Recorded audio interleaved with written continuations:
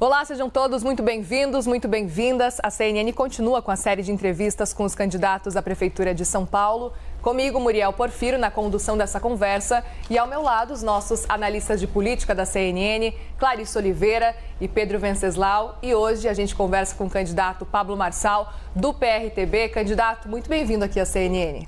Obrigado pelo convite e lá vamos nós.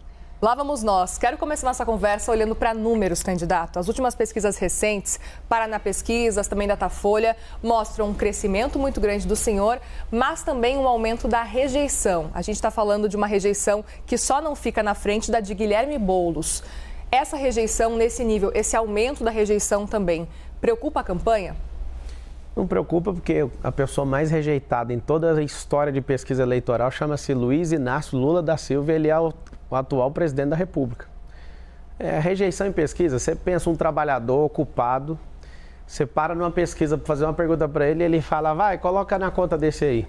A pesquisa, ela ajuda a nortear as campanhas, eu particularmente não uso, eu gosto de zoar os concorrentes com a pesquisa, eu foco em energia, eu não gasto energia olhando isso.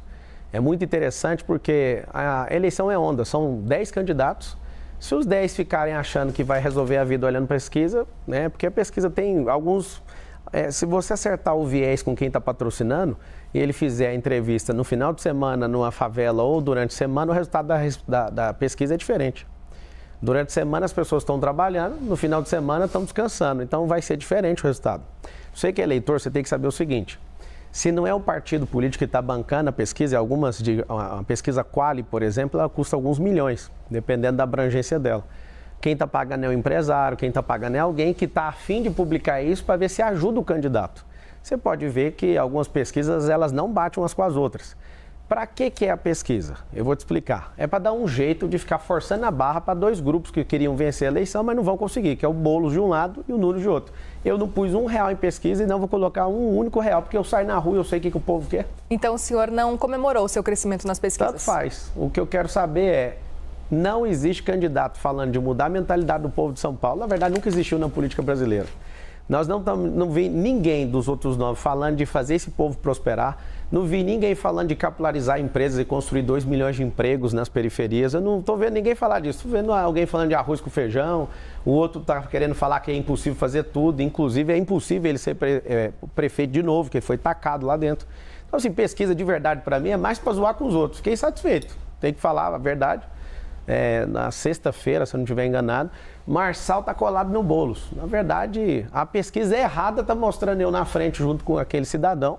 E, na verdade, o que eu tenho percebido na rua é um pouquinho diferente. Aqui vai um código para todo mundo de São Paulo. Eleição e mineração, você só descobre no dia da apuração. Tá tudo bem. O Bolsonaro, quando foi vencer a eleição, todo mundo falava que o teto dele era 7%, ele virou presidente. O Lula, mais rejeitado da história do Brasil, virou presidente. Isso é a questão de eleição, você consegue virar o jogo a qualquer momento. Uma carteira de trabalho que você mostra para um cara que odeia trabalho, tem alergia de serviço, pode virar o jogo de alguém. Tipo, alguém já perdeu a eleição por causa porque perdeu a cabeça, não teve o controle emocional de ver uma carteira de trabalho e não emocionar. Um simples detalhe pode acabar com a eleição de uma pessoa. Então a pesquisa, para mim, é legal, você que responde, você que faz, quem paga, tá tudo bem. Clarissa? Candidato, bem-vindo. Obrigada pela participação aqui no CNN Entrevistas. Candidato, não dá para não questionar o senhor a respeito do bloqueio das suas contas nas redes sociais. Isso está aí mobilizando bastante a sua defesa neste momento. A gente sabe que há uma tentativa de recorrer aí para recuperar essas contas e há uma discordância do senhor em relação ao teor da representação que deu origem a esse bloqueio. Os tais campeonatos de corte, o senhor tem dito que eles não estão ativos desde o início da campanha eleitoral, mas a representação traz depoimentos ali, menções a um perfil específico de uma militante chamada Bruna, que já faria referências ali sugerindo que isso estaria ocorrendo dentro do âmbito da campanha eleitoral. E, de qualquer forma, o senhor não está se beneficiando do suposto investimento que teria sido feito lá atrás nesse campeonato? Então, eu falo isso abertamente para todo mundo. Eu sou número 1 do país nisso. Eu acho que de todo mundo aí que está na política hoje, inclusive eu acabei passando o Lula no Instagram, eu sou o segundo político mais influente, perdendo só para o Bolsonaro, agora numa das principais redes sociais. Eu ensino isso, eu sempre deixei isso muito claro. O problema é que vocês estão misturando uma coisa atemporal, é questão de temporalidade.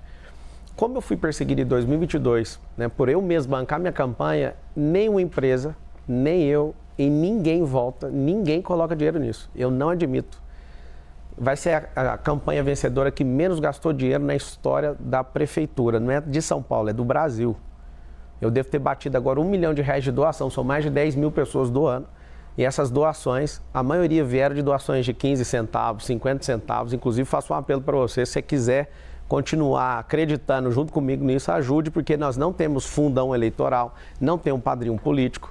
A única coisa que eu tinha, que é para falar que é minha, era a minha rede social. Com 20 milhões de seguidores, derrubaram todas. Isso se chama censura prévia. Eu estudei Direito, fiquei 5 anos na faculdade de Direito para respeitar a Constituição Federal e não fui respeitado. Eu aprendi que censura prévia é só abrir no artigo 5º, inciso 4 da Constituição Federal, todo mundo pode manifestar qualquer tipo de pensamento. Fica vedado o anonimato. Eu estou assinando embaixo de tudo que eu falo. Inclusive, quando a Justiça pediu para postar o vídeo do Boulos, eu recorri e o efeito suspensivo falou, não precisa publicar ainda. E vou publicar com o maior prazer se a Justiça entender e depois derrubar esse efeito aí. Agora, os cortes. As pessoas vivem disso. A pessoa que você mencionou, ela é uma jovem das várias pessoas que aprenderam a fazer isso, que ganham 100 mil por mês, 200, 300, 400, 500 mil reais. E não é eu que pago. A plataforma TikTok paga por visualização, o YouTube paga por visualização. E essa pessoa, ela tem um curso que ela vende dela. Esse povo era que me pagar para usar a minha imagem, você não está entendendo? Não foi eu que coloquei dinheiro nisso. Eu vi uma entrevista do senhor, sim, em que o senhor diz... Eu coloco uma boa grana aí. Coloco mesmo, assim, só que no período eleitoral... Para pagar esse pessoal, o senhor isso mesmo. O senhor paga esse não, pessoal. Mas eu deixo sempre aberto. Você pode pegar várias entrevistas e podcasts, só que dentro do período eleitoral foi suspenso e está dentro da legislação normal. Então, vai ficar provado isso, eu vou recuperar minhas redes, vou vencer a eleição com ou sem rede social. Por quê? Porque se quiser vir para cima de mim, eu vou ter que dobrar um pouco a energia desse negócio. Eu não vou deixar esse povo na mão que está acreditando que eu sou o próximo prefeito. Então não adianta. Candidato, o seu partido, o PRTB, apesar de ser um partido pequeno e não ter representação na Câmara, tem em torno de 3 milhões de reais de fundo partidário, fundo eleitoral.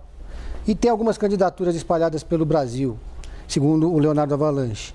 Mas a expectativa do partido, pelo que me disseram na própria sigla, é que parte desse dinheiro do fundo fosse utilizada na sua campanha. Zero, já está proibido. Proibido, não vai pôr nada na minha campanha. Eu fiz isso em 2022, vou fazer de novo e vou lutar por um país onde a gente não gasta todo ano par 5 bilhões de reais. Os políticos não estão gostando da minha entrada na política porque eles vão assustar. Eu vou provar que tem como ganhar a Prefeitura de São Paulo gastando pouco dinheiro.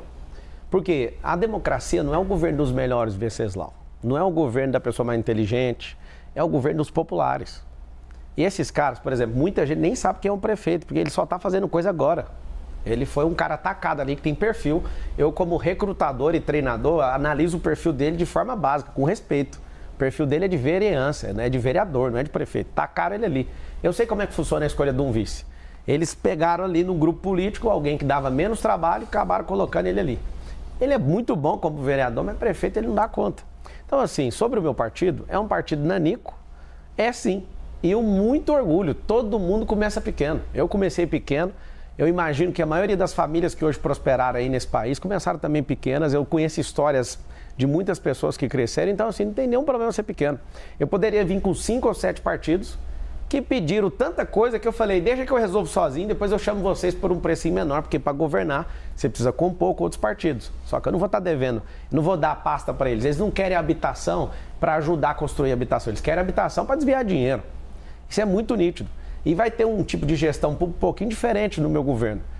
Toda reunião pública eu vou trazer à tona. Do jeito que eu faço na minha vida de mostrar as coisas, vai ser um governo que vai mostrar isso também. Vou fazer reunião, vou transmitir ao vivo, todo mundo tem que assistir.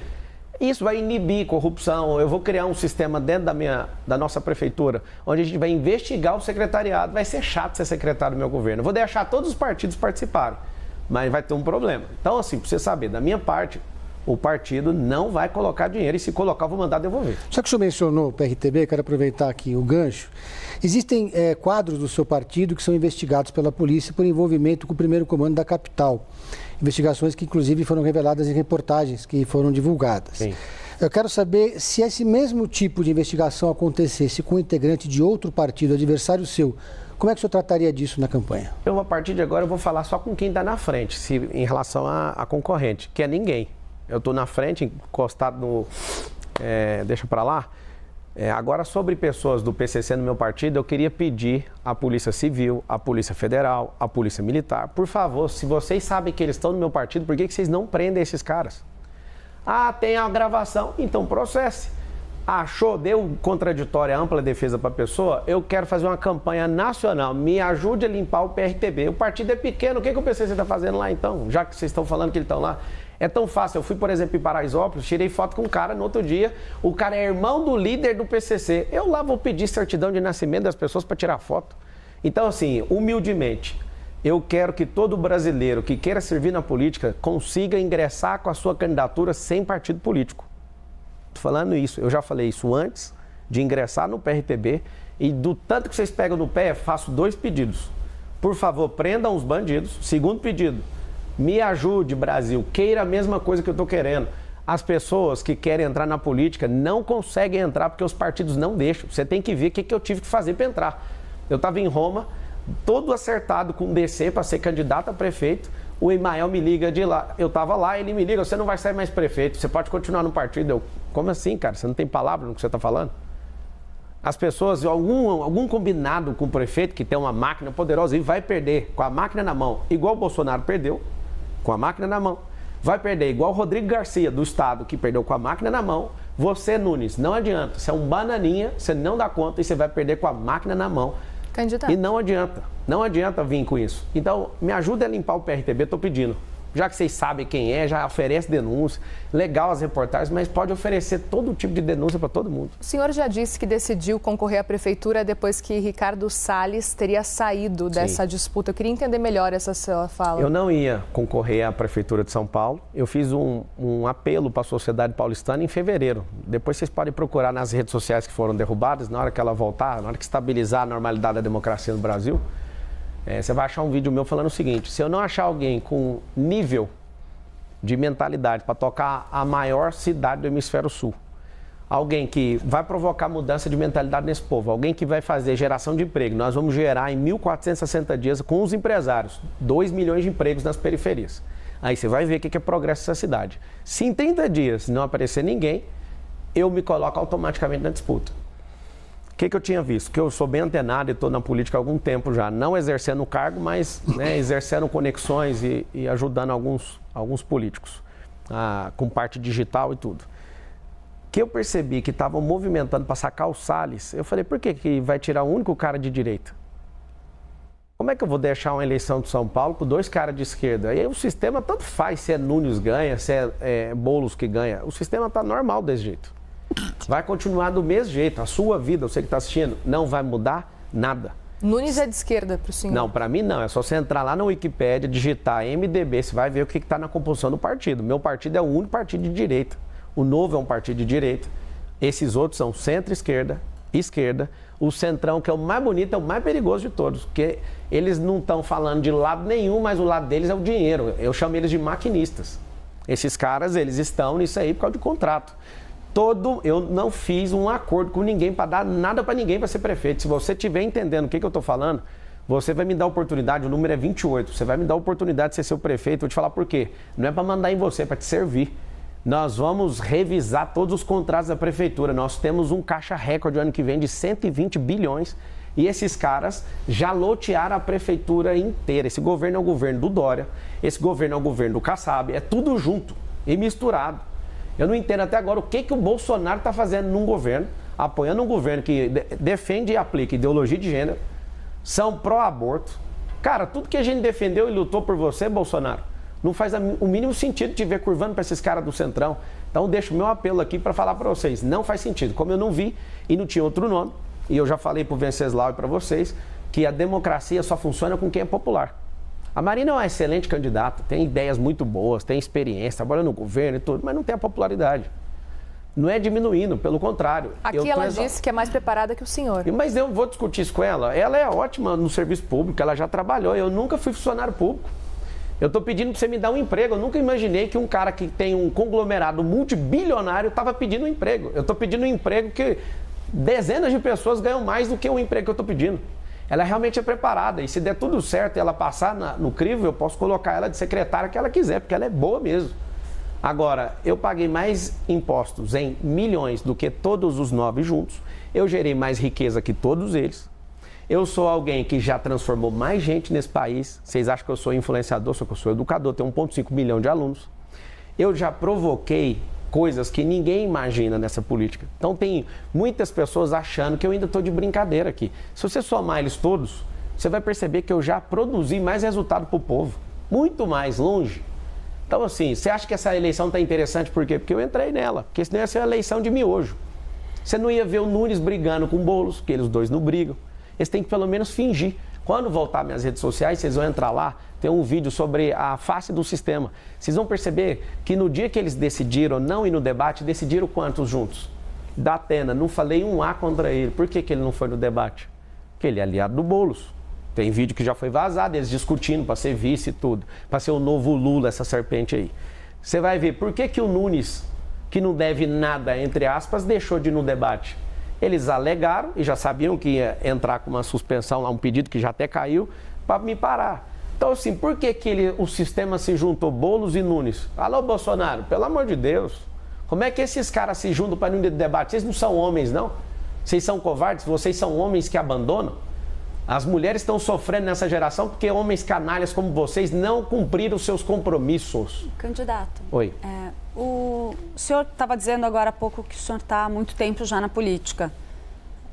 Basta uma busca rápida, dá para achar um vídeo muito amigável do senhor com André Janones. O que aconteceu?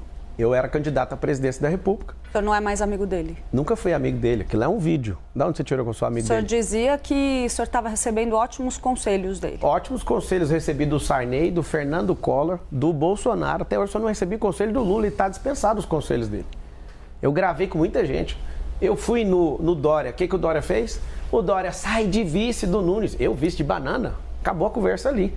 Quando eu percebi que ele é o articulador e dono daquele governo, eu falei, agora que eu vou para cima. Sabe o que acontece? Na política você tem que ter diálogo com todo mundo. Um grande erro de grandes políticos foi não ter diálogo. Tem pessoas, esses comunistas que só querem ferrar essa nação, tem que ter um diálogo bem rápido. Agora com todos você tem que conversar. Fui na casa do Sarney, eu tenho foto com ele. Fui no escritório do senador Fernando Collor de Mello e fui ouvir. O que você acertou? O que você errou? Eu sou um cara que modela, eu sou um cara que aprende, não tem problema nenhum. O Janones é um bandido. Foi comprovado, inclusive, obrigado por você trazer esse assunto, o cara que quer ser prefeito aqui, o apoiador de Hamas, o apoiador de ditadura em Venezuela, o cheirador de cocaína, que inclusive eu tenho a prova e vou provar no último debate, já que você só vai nesse, eu vou provar, ninguém vai me segurar. Já foi preso portando droga, eu vou mostrar, tá no segredo de justiça e aguarde que eu tô resolvendo para te mostrar. Eu vou te mostrar. E não adianta vir com fábulazinha, minha filha tá chorando. Ela vai chorar 2 vezes para descobrir que você realmente é um mentiroso, um drogado e não faz o exame toxicológico porque vai sair no exame. E não adianta você apoiar o crime de peculato, que todo mundo põe um apelido de rachadinha, que é o artigo 312 do Código Penal. Você foi um cara que institucionalizou isso no Congresso Nacional, tendo a chance de condenar esse cara e tirar ele daí. Entendi. Você fez o quê? Você apoiou ele e você não vai tocar na Prefeitura de São Paulo. Tô mandando um recado para você, Guilherme. Você me chama de Padre Kel, me chama de ladrão, do lado do Lula você me chamou de bandido, agora você suporta que o negócio vai cair para cima de você. Candidato, o senhor não teme ser punido na justiça por esse tipo de declaração? Qual que é a declaração? O senhor está acusando um adversário do senhor de usar drogas em público. O senhor não está mostrando dizendo que a prova é desde... O senhor disse que ele ia mostrar a prova no debate. Eu vou mostrar mesmo. Mas no primeiro debate... Mas qual o problema? Eu tô assumindo, é meu nome, Pablo Marçal, e eu tô falando Candidato, mas o senhor disse que se eu mostrar agora, daqui 2 semanas abafa. Eu conheço brasileiro, mas vou mostrar na hora certa. Mas o senhor disse que apresentaria as provas no primeiro debate, não mostrou nada. São 2. Vocês estão preocupados só com o Guilherme, porque tem uma onda de proteger o Guilherme. Eu até vi, acho que foi só um erro de tipo do Venceslau, já chamando ele de prefeito na entrevista. Ele achou bom demais.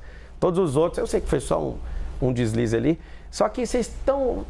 eu acho tão bonito esse negócio do Guilherme. O Guilherme é um cara que não serve para fazer nenhuma atividade. Candidato, vamos falar de Jair Bolsonaro agora? Vamos falar do que vocês quiserem. Pois então, candidato, a gente está acompanhando desde a última semana, principalmente, parece que Jair Bolsonaro tem tentado se afastar um pouco da sua candidatura, tem tentado deixar cada vez mais claro de que não apoia o senhor à Prefeitura de São Paulo. Pelo contrário, pelo que a gente está vendo, inclusive, a gente tem visto cada vez mais vídeos de Jair Bolsonaro, dos filhos dele, com Ricardo Nunes. Qual que é a sua avaliação com relação a essa posição, essa postura de Jair Bolsonaro em não apoiar o senhor? O senhor esperava que fosse receber esse apoio? Tá aqui, ó.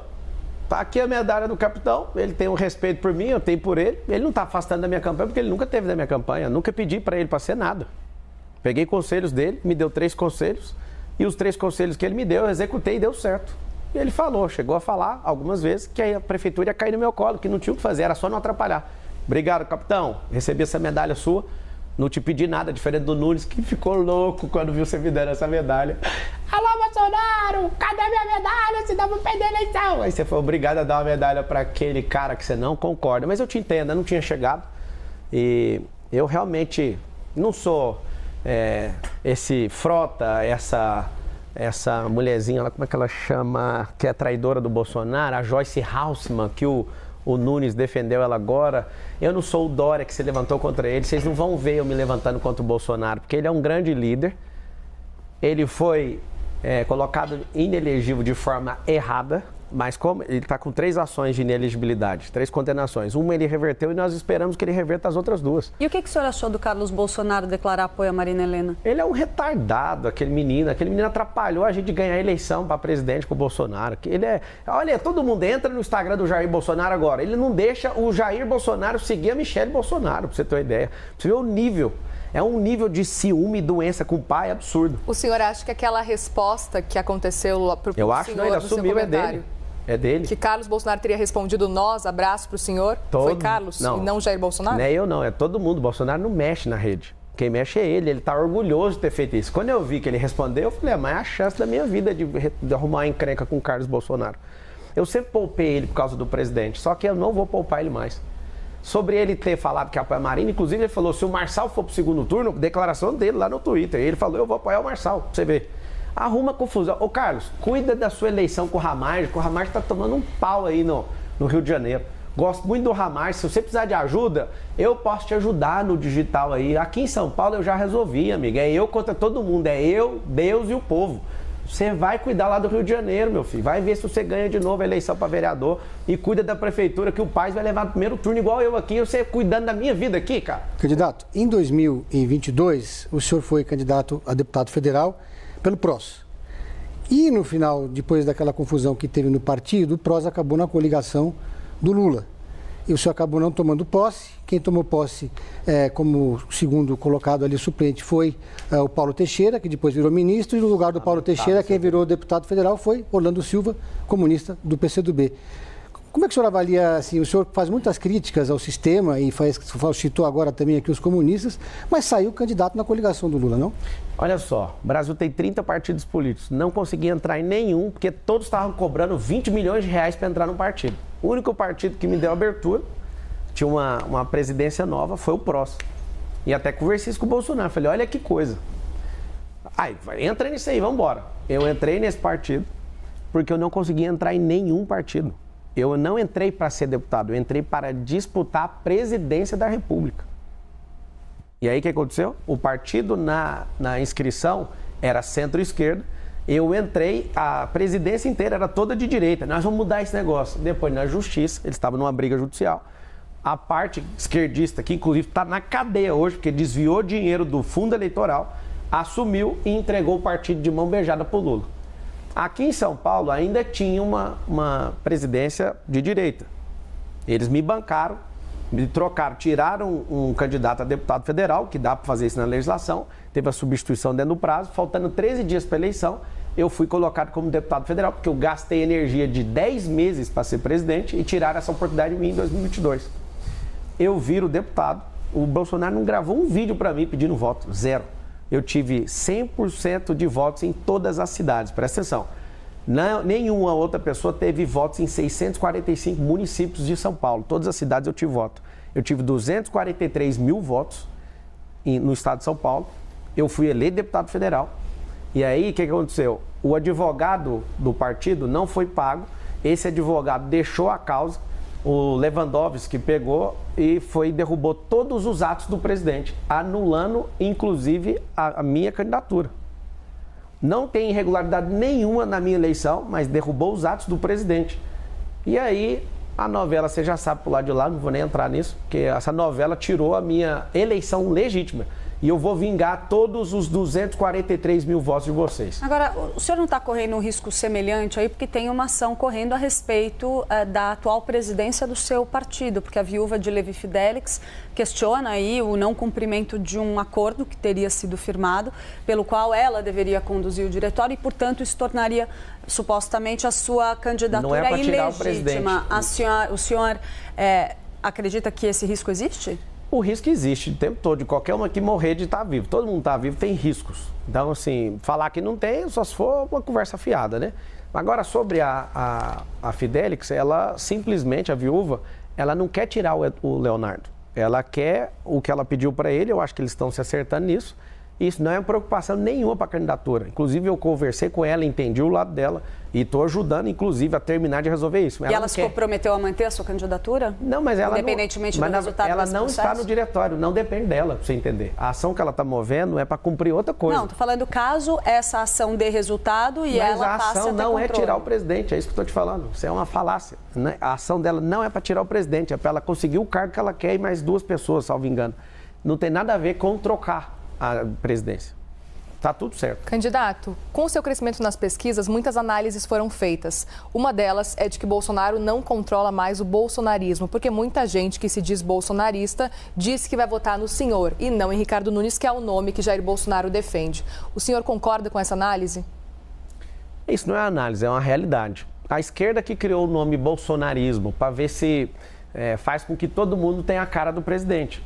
Nós que somos defensores da liberdade, eu tenho um recado para todo mundo. Qualquer brasileiro que estiver em qualquer lugar do mundo, a liberdade não tem dono. Não é Pablo Marçal que manda nisso, não é Bolsonaro que manda nisso. Nós defendemos princípios, valores e propósito. E aqui na cidade de São Paulo, infelizmente, por conta do Valdemar Costa Neto, o Bolsonaro teve que curvar a cervical dele. Quando a gente apostou no Bolsonaro como presidente, nós tínhamos a certeza que ele nunca ia se curvar a nada. Absolutamente. E aqui eu não estou querendo criar animosidade com ele, mas é terrível ver que ele tem que cumprir um acordo com o Valdemar. Ninguém votou em Valdemar Costa Neto. Valdemar Costa Neto era da época do Mensalão. Ninguém aqui tem confiança nele. A gente não depositou nossa confiança nele. Então, assim, muito me estranha, e aí eu vou te falar o que vai acontecer. Eles vão ficar apalavrados, porque político tem isso. Se ele falar para o outro que vai cumprir, eles vão cumprir. Com o povo, eles nunca cumprem. É só pegar o plano de governo. O Nunes, por exemplo, não cumpriu nem nada, nem 10% do plano de governo. Cumprir com o povo é 0. Mas cumprir entre os políticos tem que cumprir, senão você perde moral no meio político. Então eu não estou esperando o Bolsonaro me apoiar agora. A maioria dos partidos falaram, se você resistir até o segundo turno, a gente apoia. E eu vou fazer um apelo para a sociedade de São Paulo. Não me deixe ir para o segundo turno. Vamos vencer no primeiro, porque eu vou ganhar essa eleição com vocês sem dever nada para esses caras. Eu estou feliz que eu não baixei minha cervical para ninguém. Eu estou te pedindo, vocês não vão me ver disputando a Prefeitura de São Paulo nunca mais. É uma oportunidade da gente resgatar essa sociedade. É uma oportunidade da gente deixar Lula, Boulos, Nunes de um lado e a gente, o povo, dar uma resposta de uma mudança nessa política. Eu não sou salvador de pátria, eu não quero ser o novo Bolsonaro. Para de encher meu saco em relação a isso. Eu sou o cara que vai colocar a gente decente na política, nós vamos moralizar a máquina, trazer eficiência, trazer tecnologia, gerar emprego, que é o maior direito social que existe. É isso que vai diminuir a criminalidade, é isso que vai aumentar o desfrute. Imagina você tendo emprego na periferia onde você mora. Para que ficar 3 horas dentro de metrô, dentro de ônibus? Não precisa, nós precisamos criar um cinturão empresarial, vou explicar isso para vocês depois no Instagram. O novo que eu fiz está batendo 3 milhões, que é maior do que de qualquer outro candidato aí. Pablo Marcal por SP. Por favor, siga que logo após aqui eu vou responder perguntas para vocês lá. Candidato, eu gostaria de trazer aqui para a gente conversar com o senhor a questão da sua condenação. O senhor tem dito em reiteradas ocasiões que essa condenação só existiu porque o senhor não tinha um advogado ali à sua disposição, não tinha como arcar com o custo de um advogado, e que, na verdade, a gente sabe que essa condenação ela prescreveu. O senhor deveria ter cumprido pena de prisão em regime semiaberto. Não deveria, porque ela não é transitada e julgada. Você precisava estudar um pouquinho o direito. Quando você usar a palavra dever, você tem que pegar aquilo que a lei força. Desculpa te responder de jeito, eu estou sendo respeitosa com o senhor. Eu também estou sendo, porque você usou a palavra dever. A lei, quando ela é permissiva e falar sobre dever, você tem que estar amparada nela. Você está desamparada no que você está falando. Mas eu vou te explicar para você aprender um pouco aí do mundo jurídico. Candidato. O que foi? Só peço um respeito para a gente continuar Qual o que é a debate. falta de respeito? Eu estou sendo respeitosa com o senhor em todos os Da questionamentos. onde você tirou o mas negócio do tudo bem. dever? O senhor não teve uma condenação em seu nome? Foi prescrita, ela não transitou em julgado, teve um defensor público, depois um E se advogado. tivesse avançado e sido confirmada pelas instâncias jurídicas, o senhor deveria ter sido preso. E o que tem? E diante do fato que provocou essa sua condenação na justiça, Qual que é a sua pergunta, então? Porque eu não respondi a primeira, você quer perguntar o quê agora? Diante desse fato, Sim. o senhor acredita que não há motivo... Posso terminar a pergunta? Pode, eu não respondi, você pode. Eu estava terminando, eu posso terminar de responder? Não, o senhor me pediu, eu estou fazendo um contraponto a ponto. Não, você está fazendo contraponto? Posso não, terminar a pergunta, eu vou terminar candidato? a resposta primeiro, que eu sou entrevistado. Vamos fazer o seguinte, candidato. Candidato. Deixa eu terminar. Deixa eu só a gente fazer. Ela vai terminar a pergunta e o senhor Eu tem tempo respondo a para primeira, responder. ela faz a segunda e quantas ela quiser. A primeira coisa, então, vamos lá. Ano que vem faz 20 anos desse fato. 20 anos. Teve advogado, não dei conta de pagar, o processo correu à revelia logo depois disso. Defensora pública não deu conta, achou complexo demais. Eu consertava computadores, esse cara era pastor na minha igreja, tinha um nível de confiança nele. Fiz algumas coisas que ele pediu, tomei um processo de 13 anos, um processo criminal. Você vê o tanto que eu estou preocupado em fazer coisa ilegal, que no mesmo ano, está aqui minha carteira de trabalho, foi registrada lá na Brasil Telecom da BR-153, quilômetro 6. Está aqui a minha carteira de trabalho, eu trabalhando nessa empresa, e para ganhar R$525. E eu fiquei quase 8 anos nessa empresa. Pra você ver que eu nunca me curvei para bandido e nem para bandidagem. Eu sou um trabalhador, em primeiro lugar. Tem 13 anos de carteira de trabalho. Essa carteira de trabalho aqui é minha, olha isso aqui. Opa, aqui.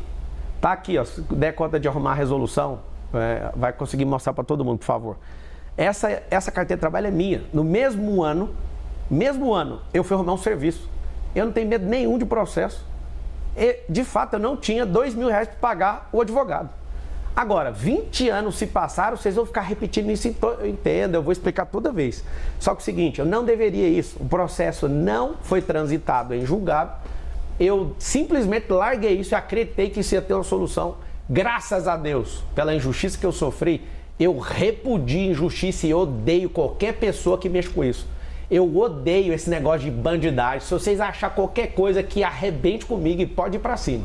Vocês estão caçando coisa em todos os lugares, eu tô aqui para responder tudo. Agora, falar uma coisa que é dever, desculpa, tá? A gente pode recompor aqui, mas quando você falou você deveria, você foi um pouco longe da lógica. Se a decisão judicial tivesse seguido adiante, tivesse sido confirmada pela justiça, sim, poderia ter ocorrido do senhor ter que... Parabéns. Poderia, não deveria. Candidato, sim. Eu estou sendo respeitosa com o senhor. Eu também, eu estou te falando, então, você trocou a palavra. Eu peço para o senhor responder respeitosamente. Eu estou respondendo, você usou a palavra correta agora. Poderia, não deveria, porque tem um processo chamado ainda devido. assim, a gente tem uma condicional, mas não vamos entrar nisso. Não precisa, porque a gente já saiu. Candidato. Sim. O senhor se arrepende de alguma das suas atitudes Todas relacionadas a esse caso? O senhor nunca cometeu nenhum tipo de irregularidade? Opa, claro. Todo mundo aqui, você erra, ela erra. Mas como que o senhor entende, então, as decisões da justiça contra o senhor agora? O senhor é sempre injustiçado, não tem nada que o senhor tenha feito de errado. Não, tem muita coisa que as pessoas falam, você está errado, eu ouço, vou lá e para de fazer. Acha um erro meu que eu repeti 2 vezes, acha você, ué. Eu vou aproveitar o gancho.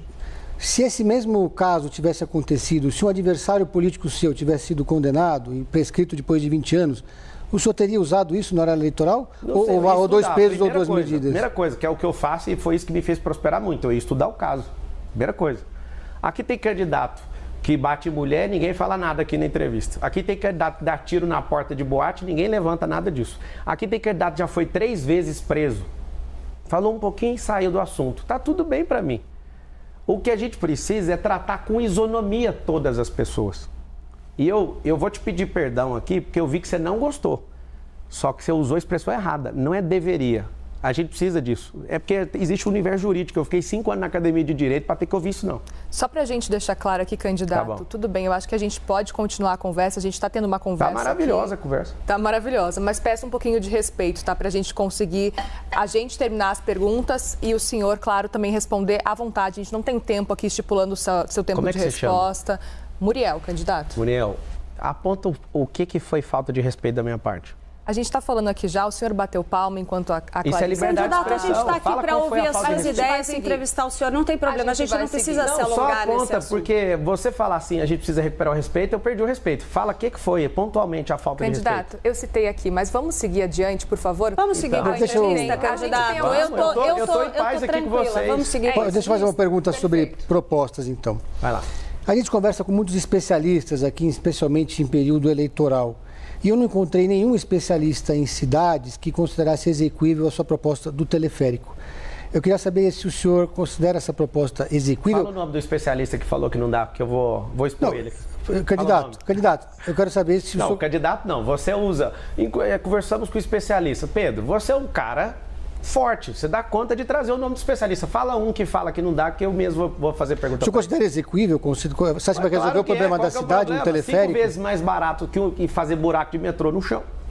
É ecológico, ninguém está falando disso. É silencioso, não para e é para honrar as comunidades. Candidato. Tem, só um pouquinho. Tem em Balneário Camboriú, por falta de gestão não funciona no Alemão, no Rio de Janeiro. Tem em Medellín, tem em Bogotá. Quem foi o especialista que falou que não tem como? Se você puder trazer um, você usou no plural, especialistas. Eu nem vou te cobrar a pluralidade do que você falou. Eu vou cobrar só... Eu vou cobrar não, quem sou eu para te cobrar? Então o senhor conhece algum especialista que disse que é execuível? Claro que é, cara. Essa cidade está entupida. Essa cidade está entupida. Tem 7 milhões de carros. Ninguém está falando da poluição do ar. Essa cidade está faltando empresa nas periferias, porque isso já vai diminuir esse trânsito. A solução mais inteligente do trânsito é a periferia. É emprego na periferia. 2 milhões de empregos vão ser gerados. É interessante porque eu não quero fechar um contrato de 20 bilhões e falar, vamos fazer. Eu vou fazer uma fase, assim como o que eu estou propondo na segurança pública, que é trazer tecnologia com análise preditiva para a gente fazer um anticrime aqui nessa cidade. Vamos fazer um jejum de crime aqui, você vai ver o que vai ser a partir de janeiro. Então, assim, você falar que não tem como, traz o especialista. O prefeito, por exemplo, eu quero usar da prefeitura para a gente construir a maior obra, o maior prédio do mundo aqui, com 1 quilômetro, que é um pouco maior que o Burj Khalifa. Por que eu quero fazer isso? Disrupção da construção civil, geração de emprego e levar desenvolvimento para a Zona Sul. Vai ser ali próximo da área de Interlagos, pelo menos onde eu estou vendo com algumas pessoas que eu imagino. Eu quero levar a prefeitura, sabe para onde? Lá para perto de Brasilândia, de Pirituba, para a Zona Norte, para levar desenvolvimento. Você que está assistindo, por que você mora nas periferias e não tem investimento aí?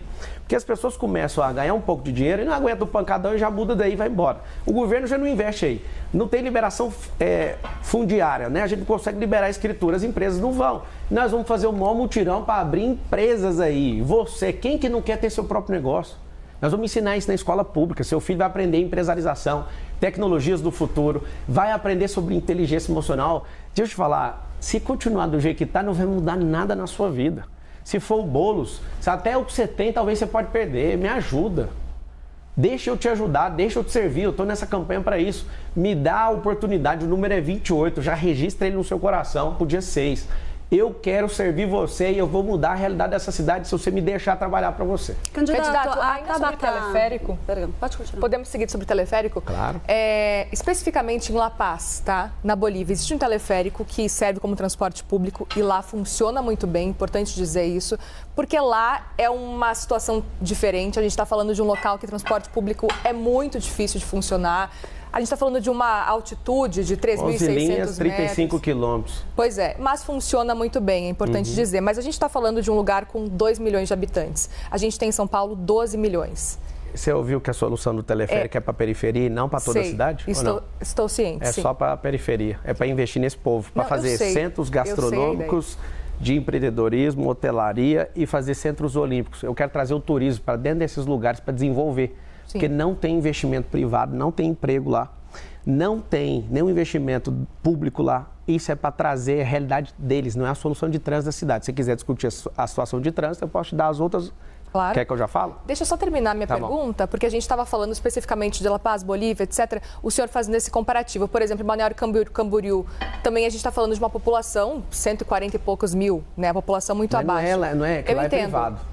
Lá é num lugar privado. Eu entendo. Eu estive lá com o dono do teleférico. Ao mesmo tempo, a gente precisa falar também que o relevo da cidade, por exemplo, La Paz e São Paulo, é muito diferente. A gente sabe que certamente essa situação, esse cenário de teleférico numa cidade menor, talvez funcionasse muito bem aqui no Brasil. Agora, é curioso e eu gostaria de entender um pouco mais, até com relação a números, com relação ao que o senhor pesquisou, para poder trazer no seu plano de governo, para defender tanto assim esse ponto. Gostaria de entender um pouco mais essa ideia do teleférico. Na verdade, não é eu que estou defendendo, vocês estão perguntando. Mas assim, é a sua proposta, por isso que eu gostaria de entender.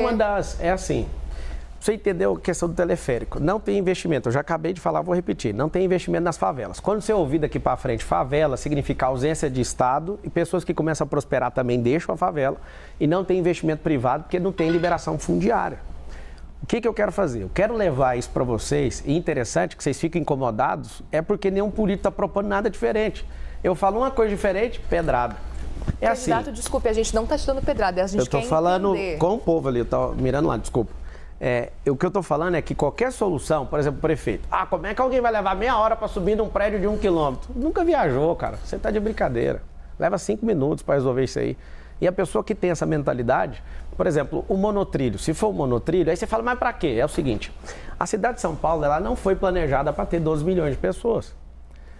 O que a gente vai fazer? O que é mais rentável para a cidade e menos drástico para a população? Nós vamos desapropriar 10% da cidade para largar a avenida? Para fazer como em Orlando, o subúrbio e desconectar? Não tem como, a cidade já está toda cercada. Então, aqui eu não tenho área, eu sou loteador, eu sou construtor também. Eu não sou um ignorante que estou achando que isso funciona. Eu tenho 19 segmentos diferentes de atuação. Eu atuo na aviação civil, em fazenda, em loteamento e construção. Eu construo um prédio também. Eu estou na rede de escola, eu tenho 2 redes de escola. O que vocês chamam de secretariado, de Ministério do Governo Federal, eu tenho esses negócios dentro do mundo privado. Eu já sei como é que faz, eu não estou achando que funciona. Então, numa cidade que não tem área de expansão, já está cercada. Numa cidade que tem muita área abandonada, mais de 1000 favelas aqui dentro, eu não consigo pegar e sair desapropriando tudo para refazer a cidade. Isso é para beneficiar esse povo, inclusive você que está na periferia, você não vai pagar o transporte de teleférico. Isso vai ser da iniciativa privada, vai ser parceria público-privada. E eu quero saber por que esse povo pega tanto no pé para tirar esse benefício de vocês. Porque a esquerda gosta de sequestrar vocês emocionalmente. Sempre uma promessa, nunca vai fazer. Eu vou provar para vocês, nós vamos fazer uma primeira fase, custa 50 milhões de reais o quilômetro. Só para você ter uma ideia de dimensão, de custo, uma rua, que não dá para pôr rua em lugar nenhum do jeito que está a cidade hoje, tem que fazer uma desapropriação em massa. Ela custa muito mais barato, só que a desapropriação custa 20 vezes mais, porque as áreas de São Paulo são muito nobres. Agora, colocar isso, que não vai fazer um barulho, é ecológico, não para. Nas 10 entradas de rodovia, nós temos 10 rodovias aqui na cidade de São Paulo. Vai ter teleférico e ônibus também, para ligar o quê? Fazer um bolsão de estacionamento para ligar esses bolsões aonde? No sistema de transporte, na rede integrada. E aqui que eu te falo, quais ideias novas que os outros candidatos estão trazendo? Eu amo essa ideia e eu vou te falar, todas as ideias, assim como na rede privada, nós testamos e as pessoas aprovam. Depois a gente dá sequência. Nós vamos fazer com uma favela primeiro. Aí você vai falar, esse negócio é maravilhoso, mudou, agora começou a vir investimento. A gente tem transporte gratuito para a gente se mover. Os turistas começaram a vir. Por quê? Porque a gente deu infraestrutura. Então aprenda. A China, em 1990, tinha um PIB menor que o do Brasil. E o que fez a China, que tinha um PIB, salvo engano, 360 e poucos bilhões de dólares. O Brasil tinha 420 bilhões ou 420 e poucos bilhões de dólares. Em 1990, a China tinha um PIB maior que o Brasil. A China não, o Brasil tinha maior que a China. Hoje, a China tem um PIB de 21 trilhões de dólares, o Brasil tem um PIB de 2,7 trilhões. Se esses caras crescerem e deixarem a gente para trás, investir em matriz energética, investir em infraestrutura, investir em educação. A China, em 3 anos, construiu mais do que os Estados Unidos em 100 anos, para você ter uma noção, com a revolução de infraestrutura. Não estou vendo ninguém falar disso. A gente precisa dar mobilidade para essa cidade, precisa gerar emprego para essa cidade, isso vai diminuir a criminalidade, isso vai aumentar o desfrute, isso vai dar oportunidade para muita gente e vai parar com esse caos, com esse trânsito parado, com esse ar poluído, ninguém está falando disso. Candidato, a sua adversária, Tabata Amaral, vem destacando muito algumas declarações do senhor contra ela, que são bastante polêmicas. A começar pela ideia, segundo ela, a visão dela, compreensível, de que por ser mulher, não ser casada, isso seria um problema para ela disputar a Prefeitura de São Paulo, ou se colocar dessa forma. E a outra a respeito da morte do pai dela, em que o senhor, de fato, insinuou ali que o fato de ela estar fora do Brasil estudando em Harvard, o que ela diz que não foi no mesmo período, ou seja, uma informação falsa, que isso seria um dos motivos pelos quais o pai dela se matou. O senhor acha correta essa afirmação? Chegou nisso aí, não. Não, sua declaração era bem clara, candidato. A pessoa às vezes não consegue resolver os problemas dentro de casa, vai resolver de 80 mil pessoas que estão na rua. Por quê? O senhor ainda insiste que a morte do pai dela é culpa dela? Eu sei que está falando isso. Eu, assim, a partir de agora que eu estou liderando a disputa eleitoral do lado do cheirador, eu só vou falar de quem estiver na minha frente. Tá bom? Já está resolvida essa questão, tá tudo certo, você está liberada para ser candidata e está dando um show aí. E quem é esquerdista, pelo amor de Deus, coloca a mão na consciência, vota na Tabata. Não vota naquela figura do Boulos. Vota na Tabata. Ela é uma menina que precisa de uma chance. Estou aqui, o único candidato da história pedindo para você votar nela. Vota. Em 2022, o senhor não se incomodou de ser candidato ao lado de esquerdistas no PROS? Nenhum, não fiquei do lado de ninguém. Eu era a candidata a presidente da República. Isso não me incomodou nem um pouco. Eu não vi ninguém. Não apoiei nenhum esquerdista. Zero. E nem vou apoiar. Eu não sou a favor de aborto, eu não sou a favor de liberação de drogas igual o Boulos, eu não sou a favor de ideologia de gênero, eu acredito na ideologia de Gênesis, homem e mulher. Ah, mas eu tenho ideologia, isso é coisa da sua cabeça e eu vou te respeitar, tá tudo certo, só que eu não vou apoiar. Respeito é diferente de apoio. Candidato, vamos falar sobre Cracolândia? Vamos.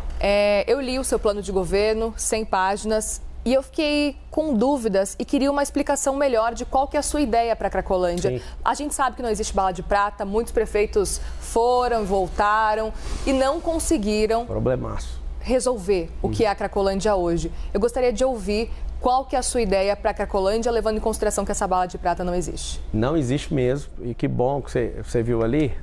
Tem 3 cenários. O Felipe Sabará, que é o comandante do plano de governo, ele já tirou comprovadamente 3.500 pessoas da situação de rua e deu emprego. Isso é comprovado. Às vezes você está no McDonald's agora sendo atendido por uma pessoa que era da Cracolândia. Como é que funciona isso aí? Se quiser pesquisar, você pode olhar na Arca, que é a ONG onde ele começou a fazer isso. Hoje as pessoas estão em situação de rua, e inclusive aumentou 23% em relação ao ano passado, é por conta de uma política pública frouxa do Nunes. Dos 111 bilhões de reais que a prefeitura tem, 1 bilhão é destinado para tirar esse povo da rua. 1 bi. Alguém está roubando esse dinheiro.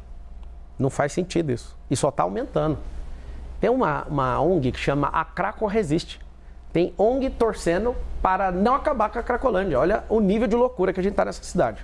A média de abordagens para você tirar uma pessoa da rua e levar para o abrigo são 7. Então a gente tem que aumentar a volumetria disso, aumentar a mutirão disso. Fazer investimento para a gente colocar as pessoas em rua para tirar essas pessoas. Eu mesmo estive na porta da Sé convencendo 2 pessoas a sair da rua.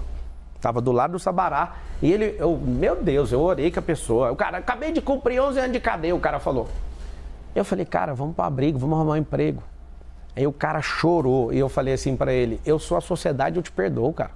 Você já pagou o que você deve, vamos embora. Você tem uma chance nova. Aí ele falou assim, não, eu vou falar com a minha namorada. Eu falei, você está namorando há quanto tempo? Tinha poucos dias. Foi falar com ela estava com não sei que tipo de droga. E ela, ele não vai não. Ele desistiu. Aí o Sabará falou, tem que vir mais 6 vezes, porque é 7. As pessoas, elas podem se recuperar dentro de 6 meses ou 12 meses. Tem gente que leva 24 meses para sair dessa situação de miserabilidade. Ela perdeu completamente ali o rumo da vida. Mas são 3 lugares. Primeiro, a rua. A gente precisa aumentar, então, essa quantidade de pessoas, porque isso é só tratar o efeito. Eu vou falar agora de como tratar a causa da Cracolândia.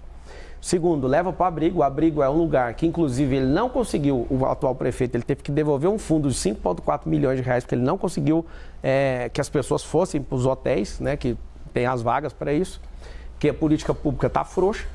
A época de eleição, tudo está bonito, mas ele não está fazendo o que deveria para tirar essas pessoas. Em terceiro, encaminhar para o emprego. Como é que eles fazem na Arca? Chega um cardápio, você poderia ser atendente, você poderia ser pintor, que você poderia. A pessoa já tem uma vocação antes de ter ido para a rua. Alguém já trabalhou de pedreiro, alguma coisa. Agora, a gente precisa tratar a causa da Cracolândia. A causa é a receita que está gerando esse tanto de gente na rua. Você vai no interior de São Paulo, são 645 municípios, você exclui a capital, 644. Não tem mendigo no interior de São Paulo. Nós vamos, através do Ministério Público, representar todo mundo que está mandando mendigo, nós vamos rastrear isso. Tem gente colocando mendigo dentro de van e soltando aqui, isso não é novidade, o próprio prefeito sabe disso, fala disso. Então a gente vai responsabilizar pessoas que estão, prefeitos inclusive, que estão mandando para cá, porque aqui virou a capital mundial da mendicância. Segundo, se a gente não investir em educação, o que eu proponho é que os seus filhos não sejam só ocupados pela escola pública gastando 25 bilhões de reais. O que eu proponho é transformar a escola de São Paulo, do município de São Paulo, numa escola olímpica. Nós vamos colocar centros olímpicos em todas as favelas. Isso é um investimento de 1,5 bilhão de reais. A gente tem dinheiro para isso, pode ficar tranquilo, tá? E até vou pedir parcerias público-privado para as empresas construírem. Várias já fizeram campos de futebol, nós vamos fazer centros olímpicos, porque não é só o futebol que as pessoas precisam. Se eu te der uma identidade esportiva para as crianças, elas não vão entrar para a Cracolândia. Sabe por quê? Porque segundo o Felipe Sabará, que foi secretário disso e conhece disso e vive, ele é um filho de bilionário que ama ajudar os outros. Inclusive, no futuro vai ser prefeito dessa cidade, com certeza. É um cara completamente da minha confiança. Veio do governo do Tarcísio para me ajudar. O que a gente entendeu? Lá na Cracolândia você não acha um cara que é esportista. Uma pessoa que é esportista não vai parar na Cracolândia, porque ele aumenta a resistência, ele come bem, ele faz tudo o que precisa ser feito e a gente vai investir no seu filho, porque ele vai ter essa identidade esportiva. Nós precisamos tratar esse efeito agora. Igual, parabéns para a Polícia Civil e Federal, na ação conjunta desmantelou ali, viu que tinha milícia ali dentro.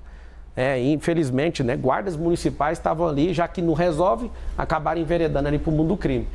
A gente precisa de ter ações conjuntas para isso, gerar emprego e levar essas pessoas, sabe para onde? Para a horta, para lugares, para reformar prédio público e afastar elas da rua, porque se estão concentrados, aquele ambiente não vai gerar transformação. Ou seja, é um trabalho de mais de 4 anos. Isso é um trabalho que pode, talvez, conseguir zerar antes de 2030, mas a causa é, se fizer o que eu estou falando, gerando emprego e mudando, dando uma identidade esportiva para as crianças, em 2040 não tem ninguém na rua, em 2050 não tem ninguém na rua. Então, aproveita essa deixa...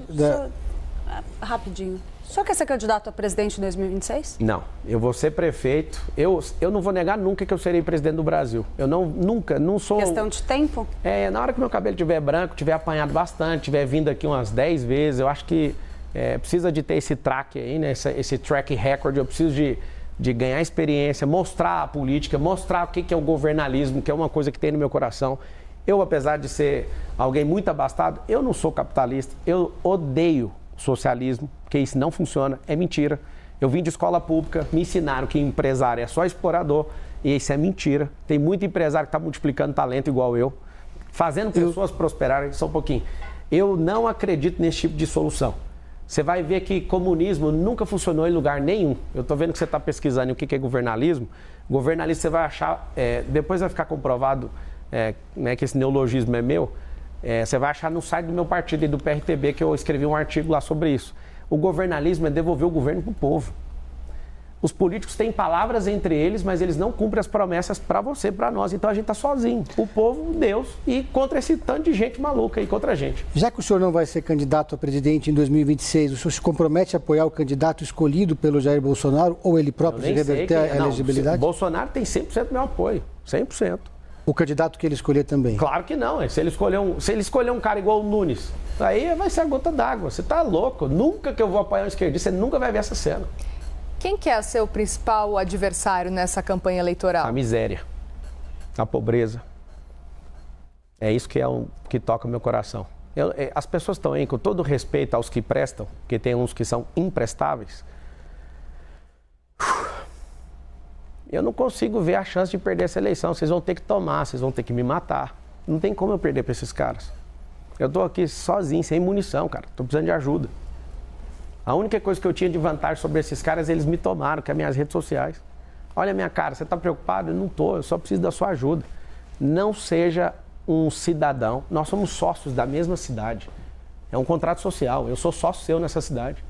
Não deixa para discutir a eleição faltando 24 horas, não. Não dá para convencer as pessoas. Começa a fazer tudo que você pode agora. É um saco esse trem de eleição. Por quê? Porque todo ano par essa encheção de saco. Eu te entendo, eu também sempre quis correr disso.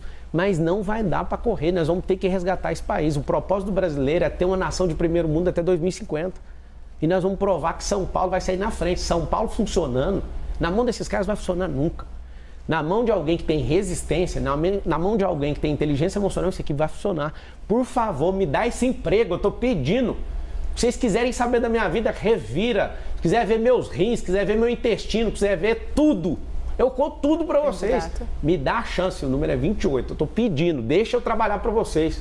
Tá acabando já quase a nossa conversa, mas para a gente encerrar, queria entender qual dos candidatos o senhor gostaria de estar em um segundo turno? Eu sei que o senhor está pedindo para vencer em primeiro turno, mas se pudesse escolher, com quem o senhor gostaria de estar no segundo turno? Quando eu for candidato a outra coisa e tiver chance de segundo turno, eu te respondo essa pergunta. Não há a mínima chance de ter segundo turno, porque esse povo está aí, sem chance. Fique em paz, não vai ter segundo turno. As pessoas estão falando isso na rua o tempo inteiro. Não é eu, não. Isso é metafísica. Se eu acreditar nisso, esse é um mundo paralelo. O que eu tenho a ver com isso? Não vai ter. O povo de São Paulo é trabalhador, não gosta de enrolação e vai ser um negócio atropelo. Dia 6 de outubro, às 20 horas e 30 minutos, o William Bonner vai falar assim: Marçal é o novo prefeito de São Paulo, com 55% dos votos. Sabe o que vai acontecer?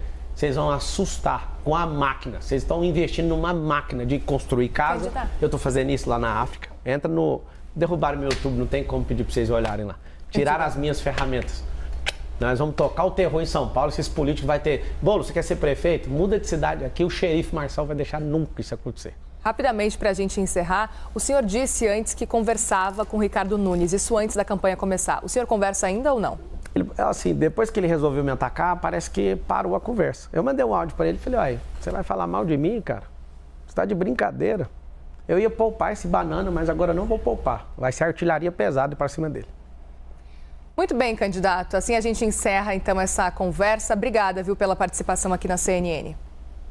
Obrigado. O número é 28. Estamos sozinhos. Deus e o povo. Agora você vai ver. Estou no seriado, todo mundo odeia o Cris. Obrigado vocês. Desculpa a animosidade aqui. Peço desculpas de coração, não queria provocar essa animosidade, só que a palavra mal encaixada ao seu tempo, ela precisa ser corrigida. Um beijo para você que é de São Paulo, nascido aqui ou que escolheu morar aqui. Nós vamos para o futuro nessa cidade e eu estou te pedindo, me dá um emprego. Obrigada, candidato. Obrigada aos meus parceiros também, Clarissa e Pedro Venceslau. E assim a gente encerra essa entrevista com o candidato Pablo Marçal, do PRTB. A gente encerra, assim, também a série de entrevistas com os candidatos à Prefeitura de São Paulo. Lembrando que a partir de quarta-feira, depois de amanhã, a gente começa as conversas com os candidatos a prefeito do Rio de Janeiro. Não perca e obrigada a você pela audiência também. Até mais.